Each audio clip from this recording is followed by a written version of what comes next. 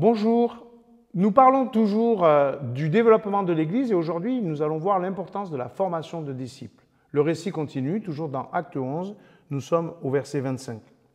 Barnabas partit ensuite à Tarse afin d'y chercher Saul.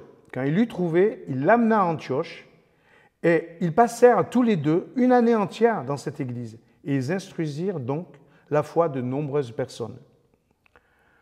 Barnabas et Paul vont proposer une nouvelle formation sur une année pour ces nouveaux disciples d'origine grecque. On aimerait vraiment retrouver le document initial de leur formation, à moins qu'il existe déjà dans une épître de Paul ou l'autre, Galates, Éphésiens, Romains. En fait, on n'a pas tant besoin aujourd'hui de livres de formation. Il y en a plein. On a besoin de gens comme Paul et comme Barnabas. Oui, on a besoin d'hommes qui forment d'autres hommes à être des disciples. Ce ne sont pas les livres qui nous manquent, mais des personnes qui vivent ce qu'ils enseignent. Ces hommes remplis de bonté, de l'esprit et de foi, qu'est-ce qu'ils ont de particulier?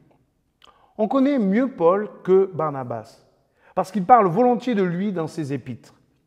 Il parle de lui comme d'une personne à la fois vidée de son ancienne vie et remplie de l'esprit. Il parle de lui comme ne cherchant pas son intérêt, mais cherchant celui du Christ. Il parle de lui comme du dernier des hommes et le plus efficace des apôtres.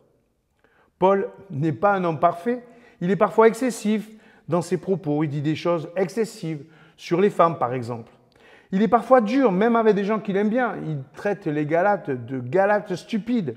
Et pourtant, Dieu va utiliser Paul. L'Évangile ne nous aurait pas atteints à ce point si Paul n'avait pas été là. Dieu peut aussi t'utiliser toi, avec ton caractère, si tu t'engages pleinement pour lui. L'Église manque aujourd'hui de gens qui s'engagent. Pourquoi pas nous? Pourquoi pas toi?